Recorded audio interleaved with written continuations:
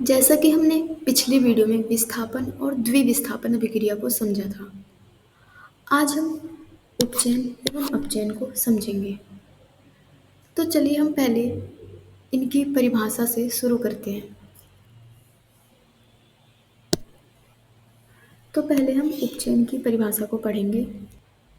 अभिक्रिया के समय जब किसी पदार्थ में ऑक्सीजन की वृद्धि वृद्धि का मतलब होता है ज़्यादा या फिर जुड़ना, ज़्यादा या फिर जुड़ना, और हाइड्रोजन की कमी होती है तो कहते हैं कि उसका उपचयन हुआ है।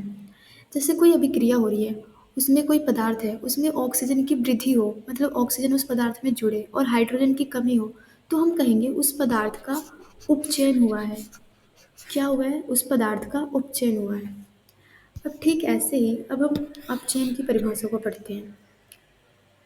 अभिक्रिया के समय जब किसी पदार्थ में ऑक्सीजन की कमी और हाइड्रोजन की वृद्धि वृद्धि का मतलब मैंने आपको पहले ही बताया था, ज़्यादा या फिर जुड़ना होता है, वृद्धि होती है तो कहते हैं कि उसका अपचयन हुआ है।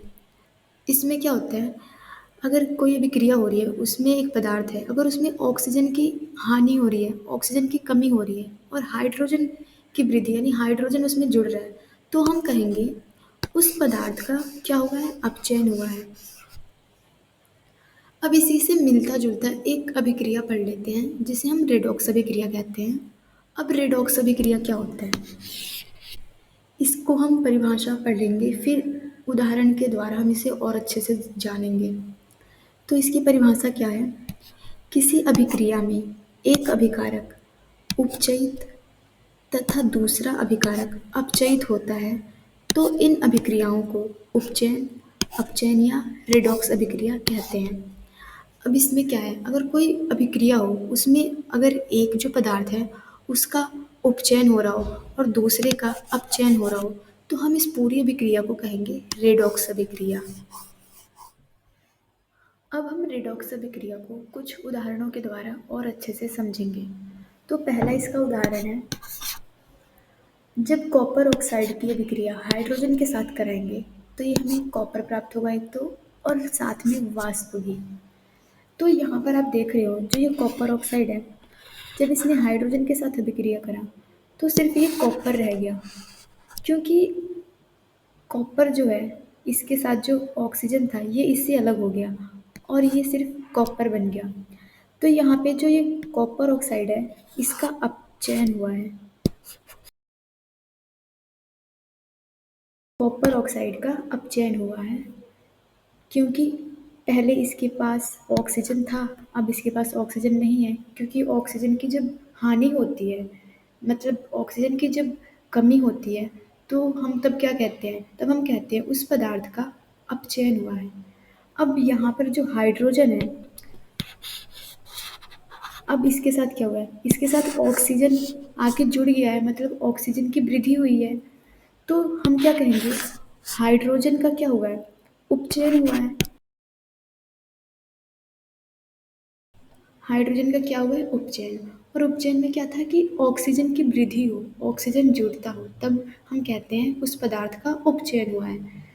अब इसका अगला जो एग्जाम्पल है वो है जिंक ऑक्साइड का। जब हम जिंक ऑक्साइड को कार्बन के साथ अभिक्रिया कराएंगे तो ये एक जिंक और साथ में कार्बन मोनोऑक्साइड प्राप्त होंगे। तो यहाँ पे आप देख रहे हो जो ये जिंक ऑक्साइड है, जब इसने कार्बन के साथ अभिक्रिया करा तो ये केवल जिंक बन गया, इसने ऑक्सीजन को त्याग दिया, मतलब ऑक्सीजन इसके पास से चला गया और वो जाके चला गया, और वो किसके पास चला गया? कार्बन के पास। तो ये बन गया कार्बन मोनोऑक्साइड। तो यहाँ पे हम ये कह सकते हैं जिंक ऑक्साइड का अपचयन हुआ है, क्योंकि जिंक के साथ ऑक्सीजन था पहले, अब इसके साथ ऑक्सीजन नहीं है, यानी ऑक्सीजन की कमी हुई है, इसलिए हम कह रहे हैं कि जिंक ऑक्साइड का अपचयन हुआ है। अब यहाँ पे हम कार्बन को देखते हैं। जो ये कार्बन है, अब इसके साथ क्या हुआ है? इसके साथ उपचयन हुआ है, क्योंकि ऑक्सीजन आके इसके साथ जुड़ गया है, तो ऑक्सीजन की जहाँ पे वृद्धि होती है वहाँ पे क्या होता है? उपचयन होता है। तो कार्बन का क्या हुआ है? उपचयन। अब जो अगला एग्जाम्पल है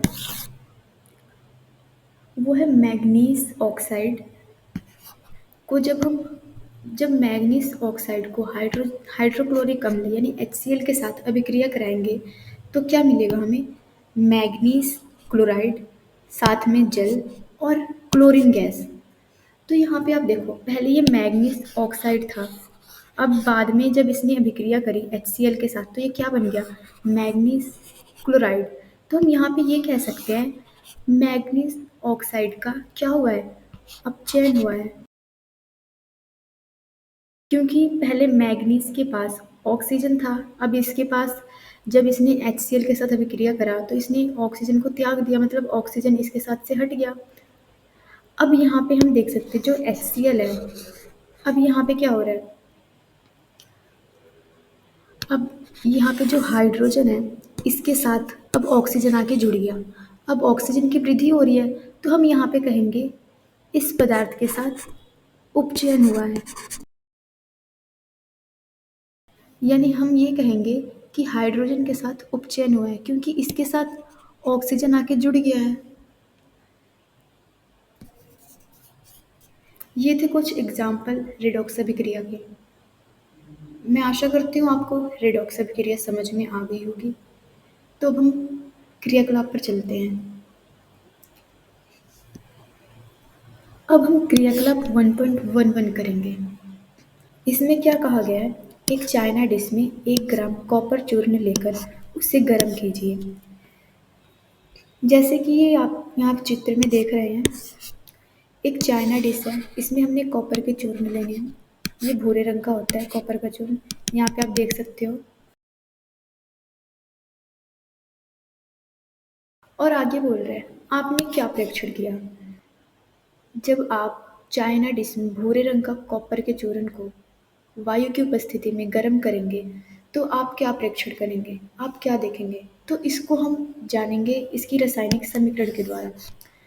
तो इसकी रासायनिक समीकरण क्या है? जैसा कि हमने कॉपर के चूर्ण को लिया, इसकी हमने अभिक्रिया कराई, मतलब हमने इसको ऑक्सीजन की उपस्थिति में, वायु की उपस्थिति में इसे हमने गर्म किया, तो ये क्या बना? Copper oxide. ये भूरे रंग का था। जब हम अभिक्रिया कराएंगे इसकी कॉपर के चूर्ण की तो हम पाएंगे कि जो भूरे रंग का कॉपर है, जो भूरे रंग का चूर्ण है कॉपर का, इसके ऊपर एक काले रंग की परत जम जाती है जिसे हम कॉपर ऑक्साइड कहते हैं। काले रंग की परत जम जाती है जिसे हम कॉपर ऑक्साइड कहते हैं।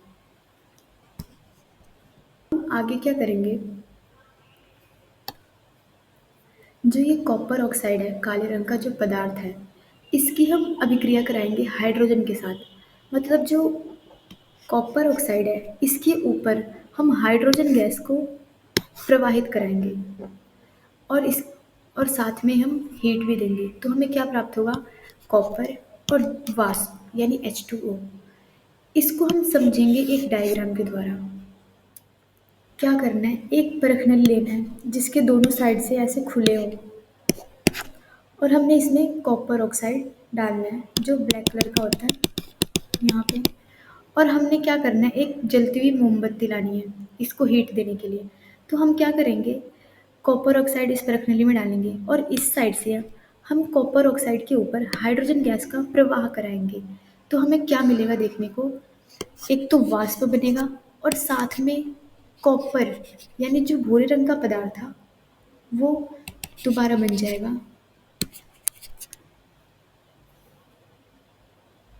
हमने हमने कॉपर ऑक्साइड के ऊपर हाइड्रोजन गैस का प्रवाह कराया हीट के साथ, तो हमें क्या मिला? वाष्प और कॉपर। तो ये थी पूरी एक्टिविटी। तो हमने पढ़ा आज उपचयन, अपचयन और रिडॉक्स अभिक्रिया, और इसके साथ हमने एक्टिविटी 1.11 करा। इसी के साथ चैप्टर हमारा ख़त्म होता है। मैं आशा करती हूँ आपको ये समझ में आ गया होगा।